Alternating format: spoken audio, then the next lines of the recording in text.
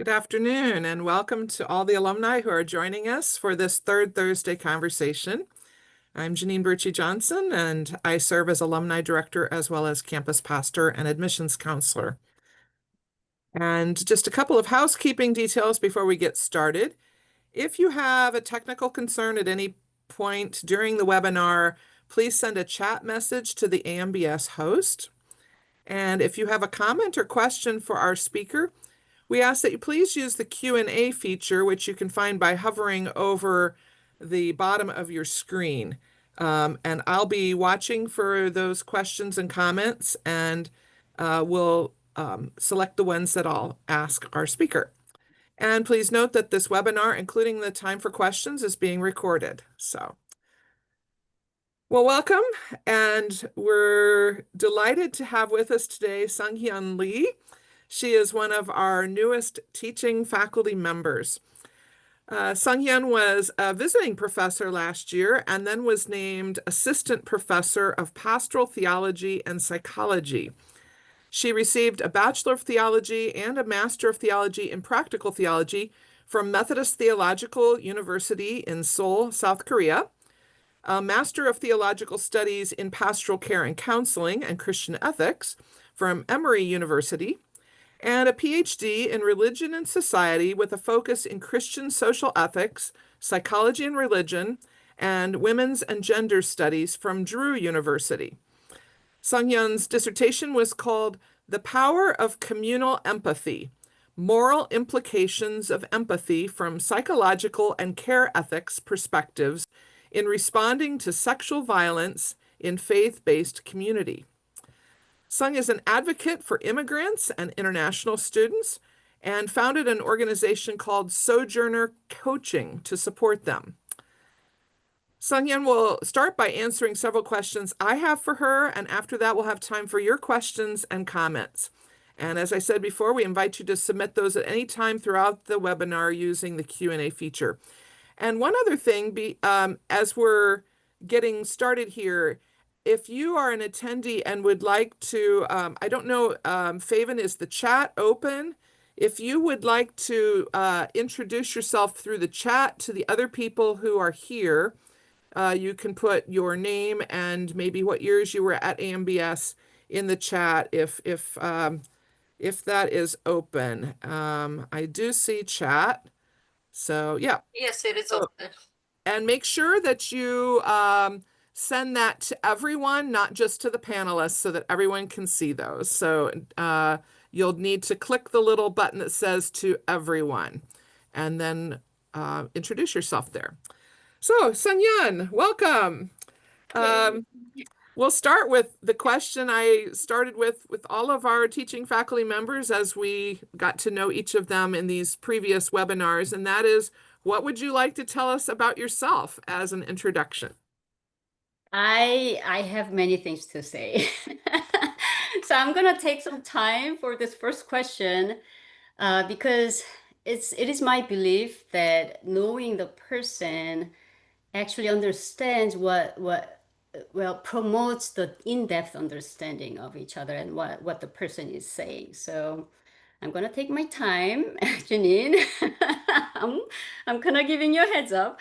So my name is Sunghyun Lee. My first name is Sunghyun, but since oftentimes it's kind of hard for people to pronounce the whole name, the first name, I often go by Sung, so I don't mind being called Sung.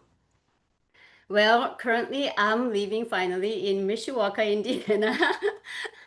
I live with my husband, Ted, and my four-legged fur baby daughter, Mandu, which means dumpling in Korean. I was actually born and raised in Donghae in South Korea. It's a small little seaport city. I didn't know how much it impacted me, the environment, the sea and the nature. And, it just in 5 minutes, just you walk through and you get to the sea and wonderful, right? But because I was born and raised there, I didn't know how much it molded me. until I moved to Indiana from New Mexico, where my husband and I were living, because New Mexico is just such desert. It's so dry. The elevation is like at the peak of a mountain. So it was really very dry, intense sun, all those environment was something that I wasn't familiar with. And finally I moved here and I felt like I just kept on saying by the river and I feel like now I can breathe, right? And then I realized, oh, this is from the root that I was born and raised, and I was impacted by all these surroundings and environment, which I really didn't realize because I was so busy with my life. Um, my whole family is still there in Korea. I miss them and I try to visit them often, but it's not easy. They are a devout Christian family, so which means I was raised in this kind of devout Christianity tradition.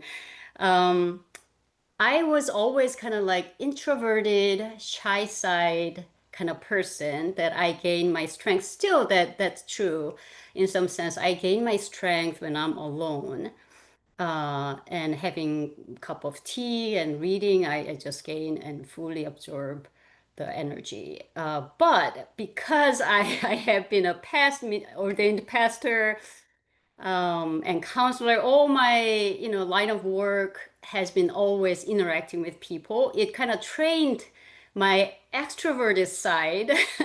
So now it's kind of like it's the mode switching that I can switch my mode, and at times I feel like I gain energy even interacting with people. So that's kind of helpful. My academic journey would probably tell who I am. So I'll just start with my college, which was pretty different because than my hometown, because it was small little seaport and I had to move to Seoul, huge city in Korea.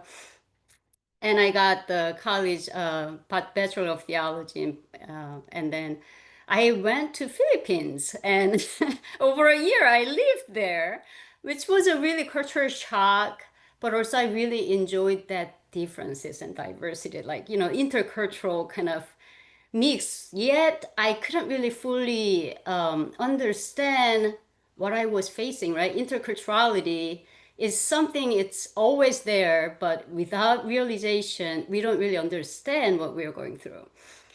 And then I went back to Korea, finished my master's degree in theology. And then it was kind of a leap of faith. I mean, I was just taking the leap of faith. I went to the US, came to the US, Emory University, which was in Georgia, is in Georgia, for my master's degree. I didn't want to. No offense, but I didn't even go to go to a different restaurant in Seoul. I'm one of those people who like to go somewhere that I'm familiar with and I'm comfortable with. I just keep on going there. So moving to Seoul was a huge deal now. Like I have to move to different country. It was a huge deal for me. But anyways, I went there. And then, well, as a as a Korean, I look really young. Even still, I look young, I believe. And there, I was experiencing all kinds of discrimination, right? Like mostly coming from racism, linguicism, which means discrimination against language differences, and then xenophobia, right? So, like microaggression is common, but oftentimes like explicit aggressive kind of expression of racism was there. So even in a parking lot I wasn't safe. I was getting into the car and somebody just driving by and roll down their window and say like, go back to your country. That was kind of like my first impression or experiences in the US. And I was led to the corner table at a restaurant right next to the restroom, right? And I didn't realize that was a racism. And somebody told me that that could be, so be cautious, right? And then I was noticing more and more that they are kind of leading every, not every, but oftentimes in restaurants, the servers led me to the table where not many people would desire, right? So those experiences were really part of my experiences. So I wanted to go back to my country where my lovable people are, and racially I am privileged group, right? So I went back, and then for 3 years there, I was trained being a counselor, and I was working as dementia or cognitive ability examiner, all those things. And then I was called to study further. So I ended up coming to New Jersey, Drew University, for my PhD. And then from then on, I met my husband. I moved to New Mexico, and then I moved to Indiana finally, and we're still kind of in transition. We just closed on our house, selling the house in Albuquerque, New Mexico. So we're really getting there, but very slow. We still have some boxes stacked up in the basement and those things, but it's really good. So I have experiences as an ordained minister, and then a counselor and cognitive ability examiner. I saw many dementia patients there, and I have noticed lots of sad stories there. And then I became, as Janeen wonderfully introduced me, um, I became an academic coach for international students and immigrants, mostly Korean, in the US, because the motivation at the base of this was that I wanted someone who could guide me, mentor me, and also who could warn me, who could prepare me for those things that I might encounter at some point in this country. I wasn't familiar with medical system here. I wasn't familiar with any culture kind of dynamics and expressions. Oftentimes I just make an example out of this. Like at first at Emory University, I was like I was in the school building, and everybody was, passing by and say like, "How are you?" And in Korea, it's not really common. We just say like hello, right? So we, I just was like thinking, how do I answer that question like sincerely as possible? So then by the time that I was ready to answer, then they were gone.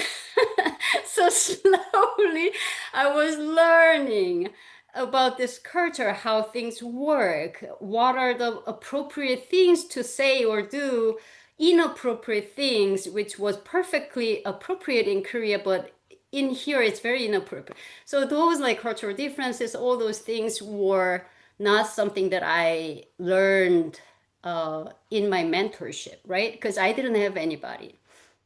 So I wanted to become the one who could provide those advices, guides, and mentorship, and also in the journey through academic kind of process. So yeah, I taught lots of graduate school students, college students. That was really fun. Um, and then oftentimes immigrants reached out. One of them even on a rainy day, they went to DC for a trip. They were supposed to enjoy the trip, but then the rain poured out and their car was towed. They were asking for help to the police officer nearby, and he wasn't very helpful. He just barely acknowledged their existence. So they didn't even know how to find their car. They don't know the system here, right? So I've seen and heard and witnessed many, many stories and experiences of those who are one of the examples of marginalized groups. And I was very happy dedicating and committing myself to those line of work.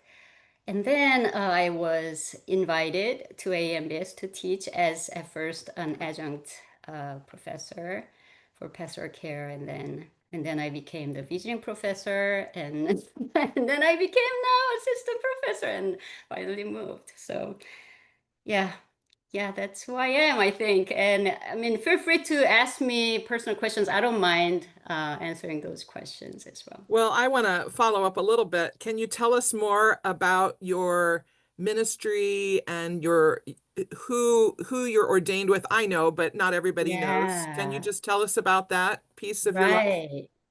Right. Yeah, I was ordained and I'm an ordained minister in Korea Methodist Church. I had a ministry there in New Jersey. Of course, the congregation was 100% Korean immigrants there.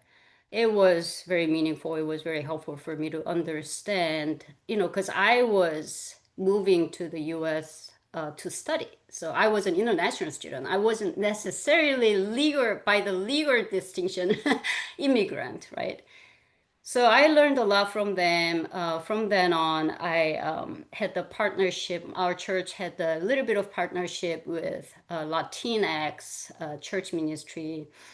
So that was really meaningful as well. Before then, in Korea, when you go to the college for your theological studies, you tend to have the internship right away. And so I was an unordained pastor there throughout at the age of 20 until I got ordained. So ministry is just part of my identity. Well, thank you for sharing about yourself and that journey. I didn't know all of those different pieces, but um, can you tell us a story about a time when you experienced God in a powerful way? Yes, yes. I have many stories, but because of the time limit, I'll just share two stories. I think when people say powerful, I think it doesn't have to be dramatic experiences. So I will just share one very dramatic, incredible, kind of miraculous way of experience, and then another one very subtle and daily ordinary. When I was coming to the US, I earlier explained like I didn't want to come. um, my advisors were those problematic ones that who first recommended me to come to the US to study further. Um, and I was against the idea. And I prayed because, I'm a spiritual being. I can't, every decision I make is the spiritual discernment. So I started praying. Things were really leading me towards that direction. I'm not going to go into details, but it was pretty much obvious. So I asked, well, God, if you really want me to go, it has to be 200% sure. So just show me really, really apparent sign, right? Other than small little subtle signs that I think this is it, right? So I just kind of made a deal with God that there are many people who are smart and smarter than me, who are more insightful and sharp than me. But if I get awarded best thesis, because then like not everyone whose thesis dissertation or thesis is so excellent gets the award. It just has to be a perfect kind of combination of everything, right? And then I ended up getting the award, and at the end of the program, master's program, and I forgot that I made a deal with God, and somehow God made me realize. So I didn't want to go. So I said again, well, I don't have money. I don't have financial resources. And then next day, mom's friend, who didn't know any of this, told mom that, well, there's this scholarship program, and yeah, it's wonderful and blah blah. So mom told me that. So, all right, okay, I'll apply, right? So I applied. The test, I needed some type of test to be eligible for that, and you know what? I took the test like a month ago, which the result of which just came out like a day before. So I had the result of the test. Everything was ready. So I applied and I got that one. So I don't have any more excuses. It was a huge grant, so I had to come. And in Georgia, I arrived and I didn't have a car. I didn't have financial resource, right? And Georgia is huge, and Atlanta especially is huge. You can't really commute to school because Emory is big. Um, so, if I'm late or if I'm kind of tired and I'm sick, I can't walk, then every morning, guess what? Every time I get on the road, God, I'm tired. Then somebody I know or somebody who has the Emory University sticker on their car just pulls over and asks me like, "Do you need a ride? Are you going on the way to school?" So yeah, that it just every day was the experiences of God's grace. It was just like that. Every step that I took literally was God's grace. So that was dramatic kind of thing. Um, the subtle kind of powerful way is it's kind of my way of interacting with God. One of the many ways is look up the sky by the sunset and pray looking at it. And that's really enormous and immense in-depth experience of God.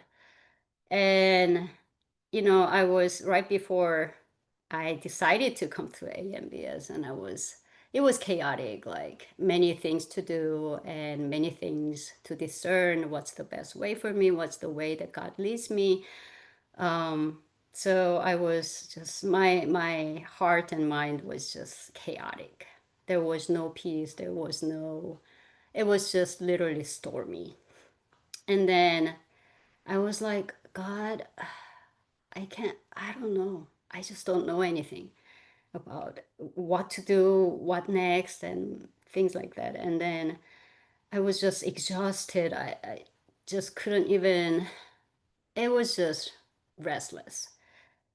And then I didn't even realize that it was the sunset time. I was driving, going back home, exhausted, and looked up the sky, and I turned the curve, and all of a sudden, this sky full of like all kinds of colors in the sky. That, one of those sunsets that you've never seen and you would never imagine that it would be possible. But it's like so magnificent, so speechlessly beautiful. One of those experiences actually like make me feel just right at the timing, right at the right timing, right at the moment that I needed God's presence and revealing. God always responds to me in those like subtle ways, and it's just so, how would I put it? It's just beyond word, right? So yeah, those experiences that I want to share here. Wonderful. So, what attracted you to be part of the AMBS community? Right. Yeah, that was another actually dramatic experiences of powerful experiences of God. But I'm not gonna go in depth. I was doing coaching business by then. I was really enjoying those experiences. It was very, very rewarding work. And then AMBS reached out to me to teach Pastoral Care 1. Um, So, all right. Yeah, I mean, it was one of my part of my plan that like, oh, I would just do adjuncting. I wasn't planning on being a full-time faculty member. So, okay, I'll just do adjuncting. This is one course. This will be wonderful. So I said yes. I really enjoyed not just the class. Class was amazing and wonderful, but also people at AMBS. They they're just wonderful. I just loved people. And then AMBS invited me to be to for the visiting professorship. So like, yeah, why not? It wasn't fully full time, so yeah, I think I can handle. So I did that, and I was just more and more into it. And I prayed, and okay, this is new chapter. God is turning the chapter, and this is the way that God is again challenging me to take on. So, all right, I will apply for the assistant professorship. So over time, I think AMBS community really grew on me. And I love people. I love what we are pursuing, what we are committed to, peace and justice, caring and empathic culture here, equality, all these things really resonate with my belief system and what I really want to do. Especially, that intentional commitment, intentional willingness to make impact on people's lives and make draw out changes, right? It's not really like here. The theology is not here. It's all with us, within our life contexts. And it at AMBS, it's there. It's alive. It's very vital. That's at the center of what we do and why we are doing what we are doing. A lot of undoing and unlearning racism, sexism, all kinds of, discriminations against other people. Um, yeah, and also the environment, like green, humid. My husband, who was born and raised in New Mexico, doesn't really enjoy the humidity. But, as a person who grew up in South Korea by seaport, think about it, right?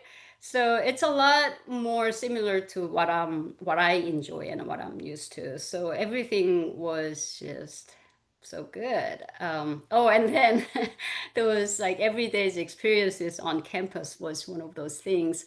And like I still remember on the very first day, as a visiting professor on campus in person, I was visiting, and that was really first day, and I was just walking out of the guest house, and then this elderly lady, not really elderly, she would be not even elderly, she would be in her 60s, early 60s, somewhere there. And she was kind of I don't think she's part of our community, and she's just enjoying the campus. And she looked at me and said, "First day at school, like after school," meaning, I'm in her mind probably I'm college student or whatever, right? So I was like carrying my purse and like, yeah, I am. This is actually my first day. So I enjoy kind of like the Midwesterner kind of nice, kind culture here as well. So yeah, I Oh love my it. goodness, that's too funny. Okay, I always ask what questions you have for the alumni who are here, and you wanted to ask that before the end so that people have time to answer. I did. So I'm going to let you say what questions you have for the alumni, and then if you would like to answer that, please use the chat, and then I'll read some of your responses. So go ahead and Right, ask your right. questions. Right. So the reason why I especially asked Janine to ask me to ask this question is because I wouldn't want this to be more mutual and interactive rather than me pouring out about my stories, what I believe in, whatever, right? So, um, My questions are aiming at past and present and then future. And it's all intermingled. So one, what um what are your fond memories at AMBS that you still remember or you still miss, or if there were things that you really enjoyed um, that you miss? And then the second question, I'm trying to find these questions because I have it here somewhere. This is how organized I am. Okay, I found it. And then the second one is about yourself. What are the things that makes you smile, or the things that you do or you think, you feel, things that bring you back to a peaceful mind and body state? And then you don't have to answer all these questions, of course. You can pick one or two or whatever you want to do with it. And then third, if you do have any self-care practices, what are those? Share your wisdom so that this community can benefit from each other. Super. Okay, I've put those in the chat so Okay. that people can answer any of them if they would like to. And I'm Hmm. going to ask you, what courses are you teaching this year? And give a Right, little description of them. right. Yeah. So this year it's I of course I teach Pastoral Care 1. And then, well, Pastoral Care 1, you know what we do. I and then DMIN program. And if you're interested in DMIN program, we have wonderful DMIN program here at IMBS. And it's not just, developing your professional skills, but also we all, like all the DMIN students, I mean, Janeen will have more like direct experiences, but all the DMIN students have the experiences of growing in this program, like holistic approach of growing as a person and as a religious leader. So yeah, I teach leadership in context in DMIN program, which is a qualitative research method. This course is basically it just prepares those DMIN students for their dissertation step, as they design and decide on what to research, how to research, why I'm gonna research this topic and those things. So it basically walks with the students. I really hope that they feel that way, that I try to walk with each DMU student in this course as they discern and brainstorm what they're going to research and why and how. So this is the course that in this year I teach. Another course is Church and Ministry in the World. This probably many of you are familiar with this course that each student is in ministry placement, and then we share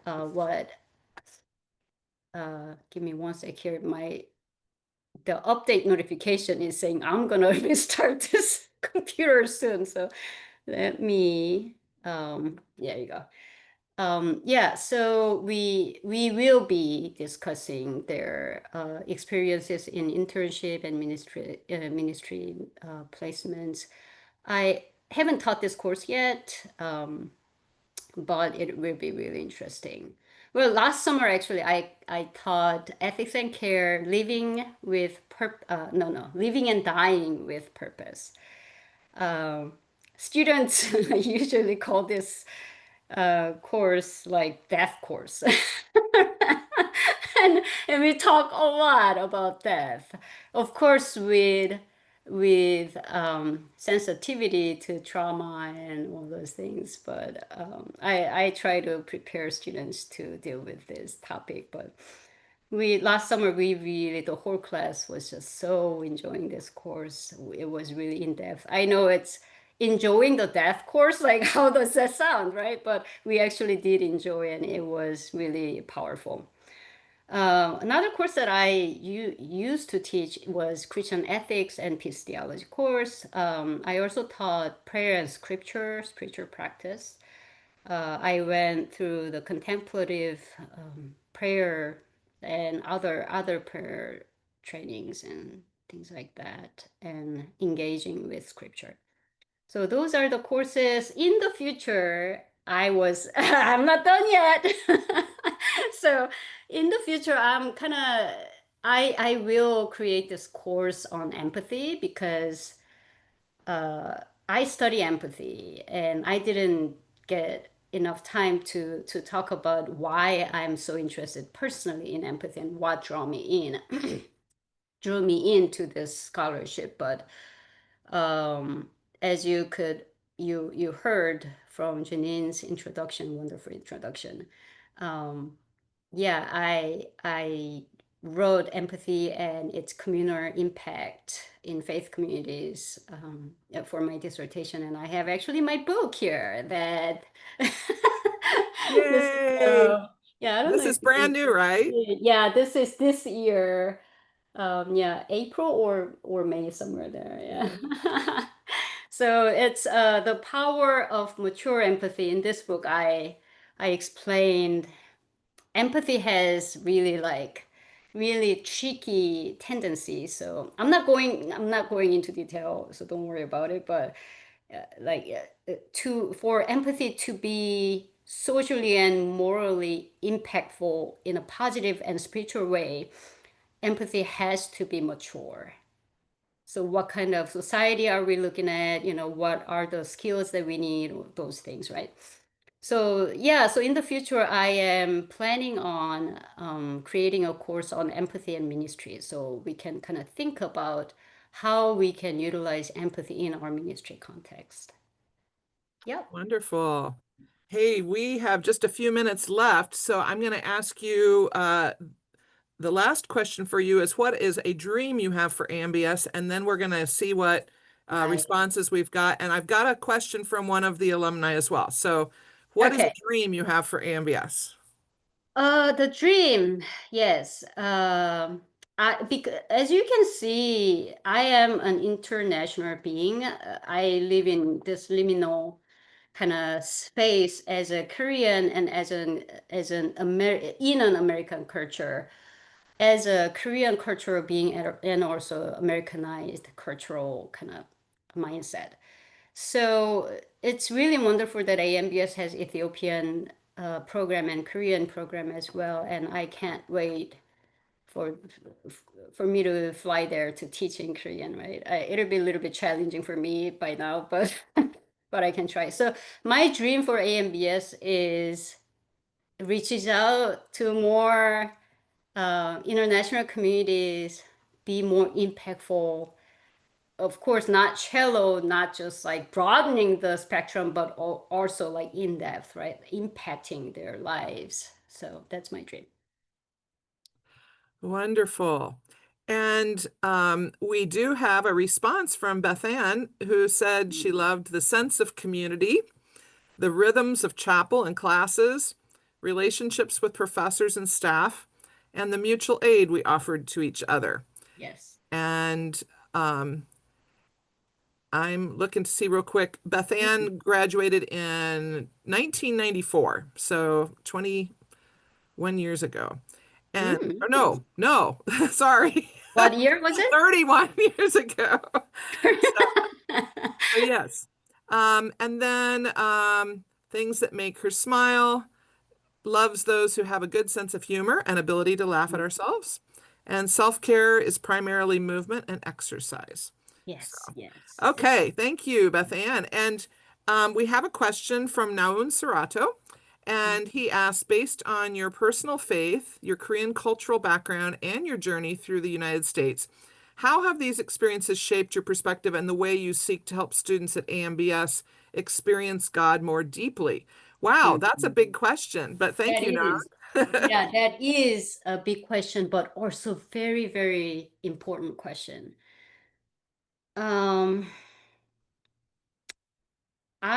because of my existential experiences as an international and intercultural and liminal being in the US, and if I go back to Korea, people look at me really strangely, right? Like, what are you? I can't even think of the simple word now. It just doesn't pop up in my brain as quickly. And living that kind of life makes me really aware and know the how important the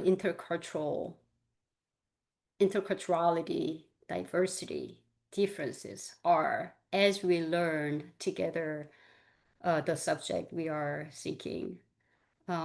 Content in learning process is one thing, not the whole thing. Oftentimes, many people who are focused on intellectual knowledge misunderstands that content is really pretty much like over 70 to 80%, but it is not. Our contextuality is much more important factor. And without knowing that everyone's contextuality is different, everyone's particularity is important, we can't really learn with open-mindedness. So that really informs me, my experiences really informs me to exercise the intercultural approach and contextualization in each class. So I usually lead the classes by asking questions to students, especially through which students can contextualize what we are learning, what we are trying to process intellectually, so that they can digest in depth what they're learning, what they're talking about, what they're discussing in here, which will eventually impact our life as the being in particular context. That's wonderful. Um, I think given the time that we will leave it with that. We don't have any other questions that have shown up in the Q&A, but thank you so much, Naon, and thank you all for joining us. Sung, thank you for the way you've given us this window into your life and your work at AMBS. It's just so rich. And as one of your former students, I'm just so delighted that you are with us. Um, Alumni who are here and who will watch this later, thank you so much for your ongoing support of AMBS. You are such important influencers in the church, both prospective students and donors. I ask you to keep encouraging people you know to consider attending seminary, even trying one course, maybe pastoral counseling one, or is it pastoral counseling or pastoral care one? Pastoral care one. Pastoral care one, Yeah. yes. Yeah. Um, and if you know of someone you'd like us to contact, please send me their name and contact information at jbjohnson@ambs.edu. We also are grateful for your generous gifts and the ways that you continue to support us with your prayers. And remember that you can connect to the seminary through ongoing classes yourself. You can do a graduate audit. You can be part of Church Leadership Center offerings. And there are wonderful classes coming up this spring that you might be interested in, as well as the Pastors and Leaders event in February. Next month, I will be interviewing two alumni, Troy Osborne and John Sharp, about their involvements in the Anabaptism in 500 events and their work to help people become excited about Anabaptist history in different ways. Thank you all for joining us today. Thanks also to student Faven Hailu, who provided the technical support. And that's the end of today's Third Thursday conversation. I hope you all have a wonderful day.